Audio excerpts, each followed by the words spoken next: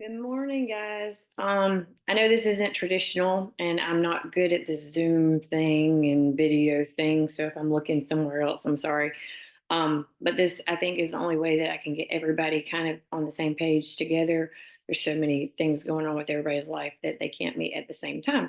So I figured I could do a Zoom thing this time. And then while I'm in the gym, I can kind of touch base with you one on one about different things if need be.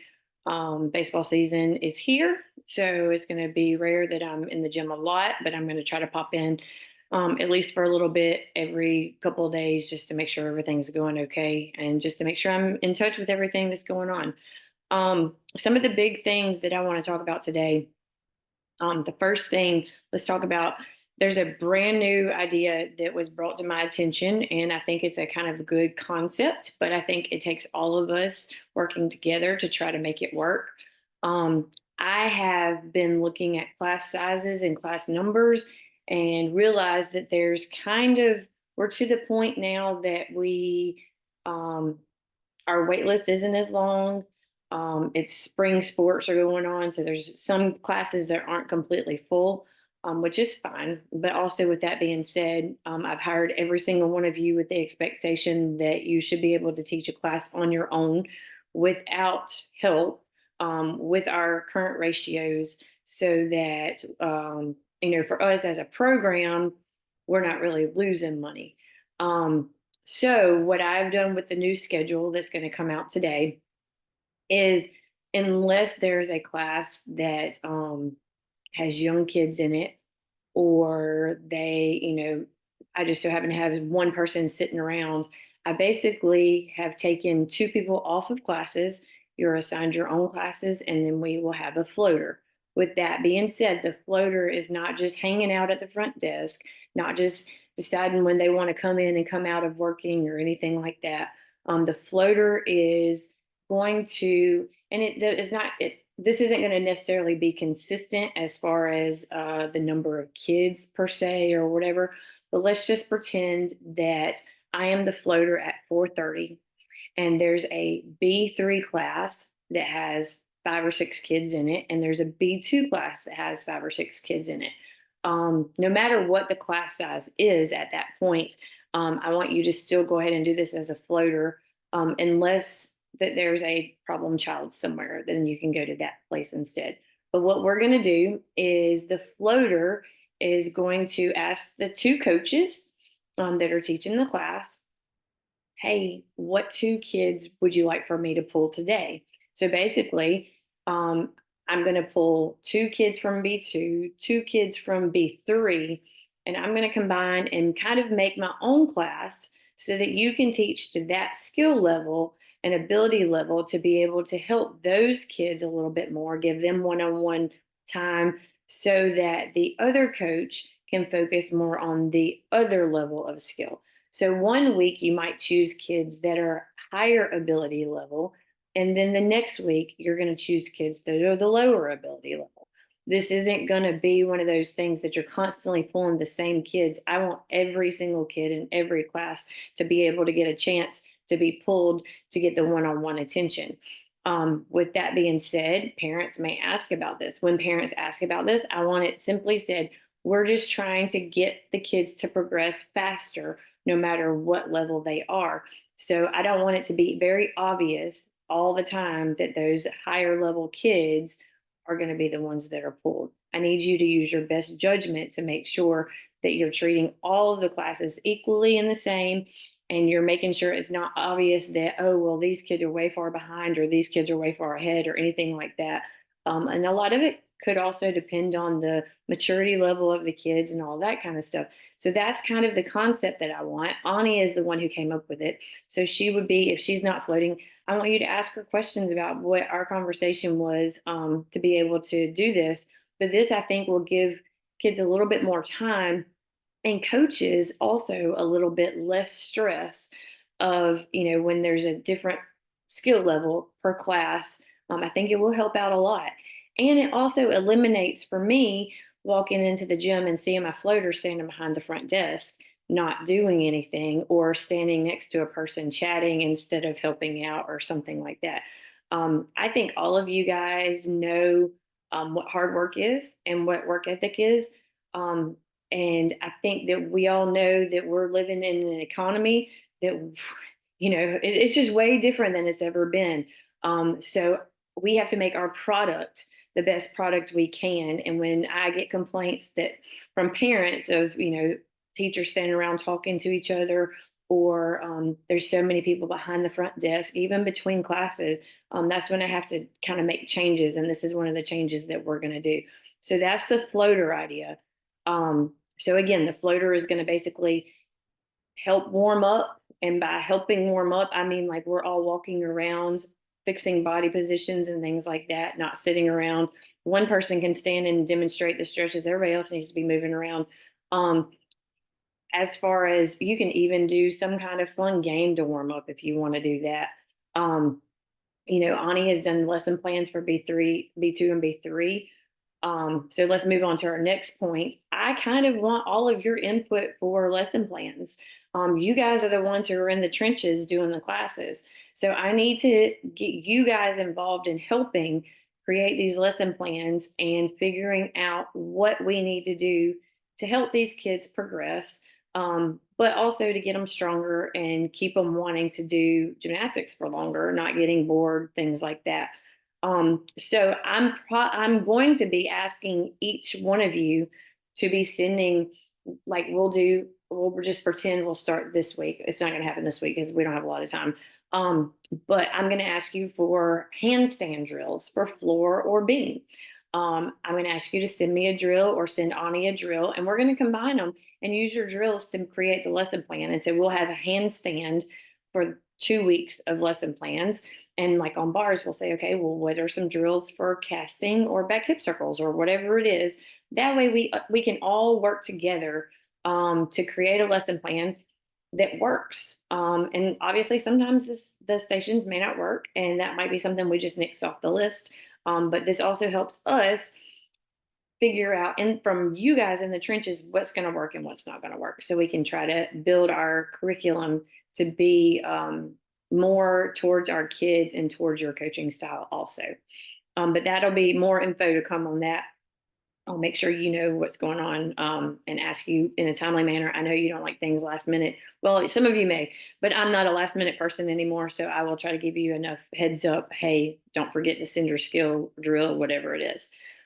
The next thing I want to talk about is the evaluations and move up. So we're getting to the point now. We have a B5 class. I want to open up another B4 class. So we need to make sure that we're continuously evaluating kids. The evaluation sheets are all still in your binders. So if you need to go back and look at them and see, okay, well, this kid did this kid did this, we need to go ahead and we need to, if you have somebody that's ready to move to B4, talk to Ani, so Ani can make sure, Ani or Bree, so we can make sure that those kids get moved up into the B4 class. And then that gives us some more spots in other classes too, but we don't want to hold a kid back because we're not paying attention to the evaluation process and knowing that, okay, so we see that you have the pullover, we see you have all this, okay, you're ready to go. When it comes to evaluations, don't directly talk to parents. You need to tell the front desk, hey, I think this kid needs to be moved up. They will then talk to Ani to make sure that they are where we need them to be.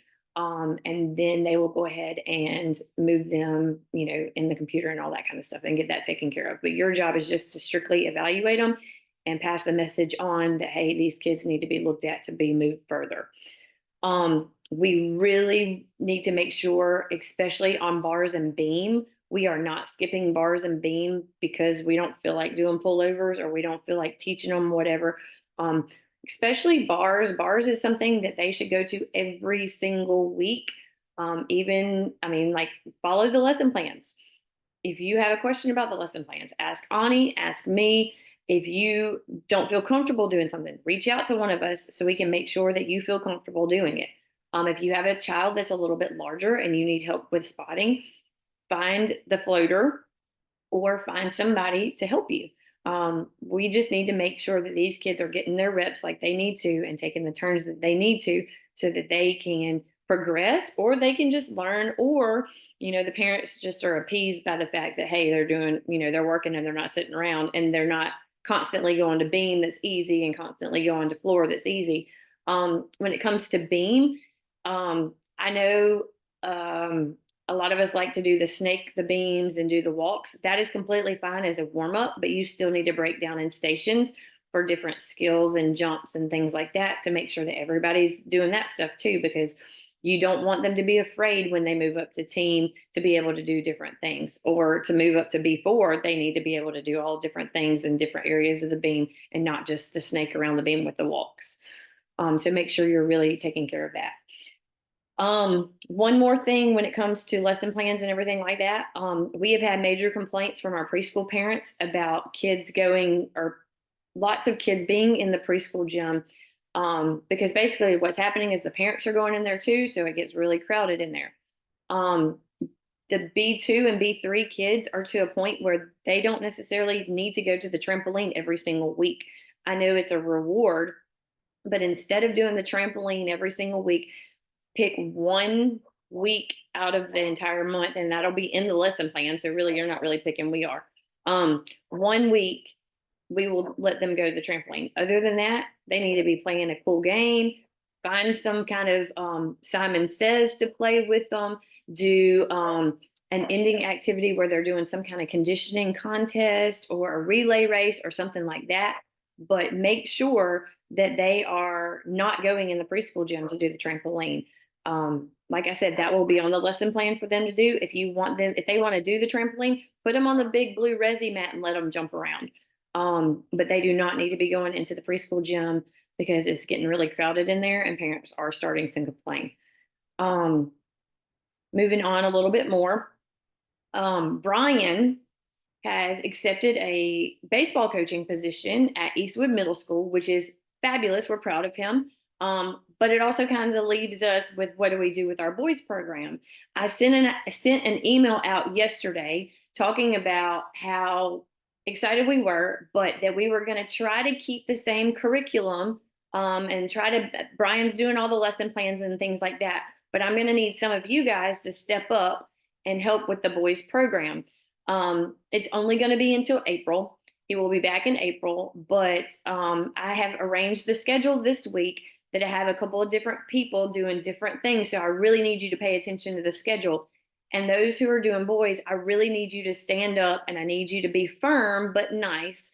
Keep the kids moving. And I'll have Brian reach out to y'all personally to make sure that y'all are all on the same page, knowing exactly what needs to be done and things like that. But we're super excited for Brian, and I'm really excited to see you guys step up, because it's something different and it's something fun.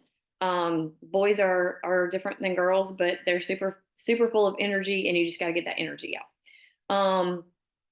So the next thing that we're going to talk about is a self-assessment.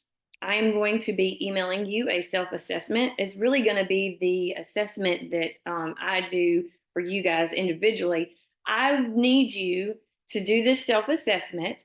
I need you to fill it out like you are assessing yourself based off of, the criteria that are on there. Every single one of you have gotten this in the past, and most of the new hires just recently got it with all their stuff. I need this turned in no later than Wednesday of this week. So what is Wednesday? Wednesday is February 28th. So I need that on my desk or in my hand, or you can email it to me if you would like to, bamabounders@hotmail.com. I need that self-assessment filled out and sent back to me. It's going to say, I think, employee evaluation form or something like that. But I need that done and sent to me, because I want you to start focusing on, yes, your job description and your expectations, but I want you to really think about whether you're actually doing the things that, we're assessing and things like that. Because sometimes, I know for me, I go back and I look at it and I'm like, oh crap, I'm not doing that. Or, oh yeah, I'm really doing that, but I'm weak on this part, so I need to work on that. So I want you to really pay attention to that, so we can all make sure that we're on the same page as far as what our expectations are, as an employee, what I expect of you, what you should expect of all your peers around you. And I don't want you to hesitate to stand up and say, hey, you're not supposed to do that. We live in a world right now that there's not, people aren't being held accountable for their actions. And I'm not saying that any of you guys are doing anything way wrong or anything like that, but if you're not doing your job, um, then it hurts everybody around you. So I want that self-assessment. Remember, I'm going to send you a link to it. It's going to be with the schedule. I want you to send it to me, email it to me, hand it to me, put it on my desk, whatever you need to do. But I need that by Wednesday, the 28th. Um, Parents Night Out is coming up. I will send a sign up out for that today also. Remember, it's 4 people are signing up. Now, our numbers are, we're supposed to have a 10-to-1 ratio. So what is going to happen is, and what's happened in the past and what's supposed to be happening is, on Thursday and or Friday, we will make sure that, okay, there's 40 people or 35 people for that fourth person to show up. Otherwise, that fourth person is just basically on standby. I will let you know on Thursday who those people are, but it will be based off of the way you sign up and the order that you sign up in. Essentially, if there are, we're just going to pretend there's 20 kids, the third person will leave at 7 o'clock. That way, it's continuing to, like, we still have that ratio. Okay. With that being said, Jennifer has worked really, really hard on making sure that the itinerary and all of the snacks and all of the activities and everything are planned pretty well based off of time and everything like that. I need you to follow the itinerary. I need you to make sure that you're doing everything that is on that. There should be like an exception every 2 or 3 months that something's not going to work out. This is not free play. This is not a free for all. This is not a chance for the coaches just to hang out and just make money. This is something that we need a little bit more structured. And I need you guys to step up and make sure that you're doing your job when it comes to Parents Night Out. Andrea, when she works the front desk, has already asked for a copy of the itinerary. And I asked her to make sure that you guys are doing, what's on the itinerary so we can make sure that we are all on the same page, knowing what's going on at Parents Night Out.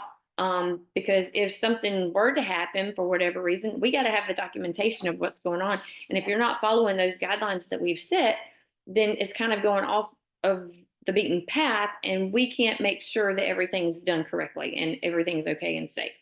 So I really need you to really focus on making sure that you're doing that itinerary. It's literally dummy proof and easy. So literally you walk in and you just do what it says and you don't have to worry about anything or think about anything else. Let's see, that's that. Okay. Also, some of you you're doing a really good job on these trophies and putting these things on the wall for new skills and things like that. I want you to continue doing that. The iPad that's sometimes used for preschool, we will make sure that it's available. If you have to go to the preschool gym, then that's fine, or you can get it off the front desk. I want you to take a picture of your student that has holding up their little trophy or their little whatever. I have these number 1 fingers, things like that. Holding those up before we put them on the wall. And then that way we have a copy of that. You can do that. But I also have these little certificates that I want you to fill out to hand them individually so they can get one of these to take home to be able to have this. That says, hey, look what I did. But I also want this to be hung on the wall. That way, at the end of the 2 weeks or the end of the month, we can take those pictures that you put on that iPad and we can make a collage or whatever, and we can post it on Facebook congratulating everybody for their new skills. And I think that's going to be super awesome. And I'm excited because you see those kids' faces and they're like, whoa, what I did. So that's exciting for them. The last thing I want to talk about is our upcoming competitions that we're hosting. We're hosting state meet It is March 15th through 17th, and I know that's the back half of spring break. Anybody who is in town or can come back in town to be able to help us work that, I would really appreciate it. I think we need about 9 more people to work. We have quite a few already, but I think we need about 9 more people to work so that we can make sure that that weekend is successful. Remember, it's a good payday too. So also coming up April 26th weekend, we have a huge regional down in Foley, Alabama, so near Gulf Shores. Remember, we will put you up in a condo. There's going to be food there all day. It's a huge event. Probably about 1,000 kids, maybe more than 1,000 kids, going to be there. So it's going to probably be I would say 9 or 10 session meet. It could be more than that. I'm not really sure.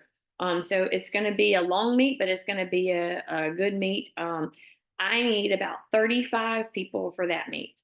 So if you're interested in that, I need you to let me know as soon as possible so I can get you down. I need to just really make sure that all of that's fielded so that if I need to reach out to Foley or I need to reach out to the Alabama gymnastics community, then I can do that and take care of it. That's all I have for today. I know it was a little long and sorry, it's just me sitting here talking. But if you have ideas about anything, if you have questions, if you have concerns, if you see an employee not doing what they're supposed to be doing, or if you see an employee doing what they're supposed to be doing, send me those things. I want to do shout outs to people. And if I'm not there, I can't do shout outs to people because I can't say, hey, shout out to Jennifer. I'm not there watching her do anything. So I need you guys to help me. We are going to start getting back to doing our employee of the month. So be expecting me to ask you to vote for that. Because that's going to be based off of what y'all vote also. So I hope you have a fantastic weekend. Be on the lookout for your schedule. Be on the lookout for your assessment. Be on the lookout for a parents' night out and a birthday party sign up for Friday, March 1st for that, and then Sunday, March 3rd. And if you have any other questions, please let me know. Hope you guys have a great weekend.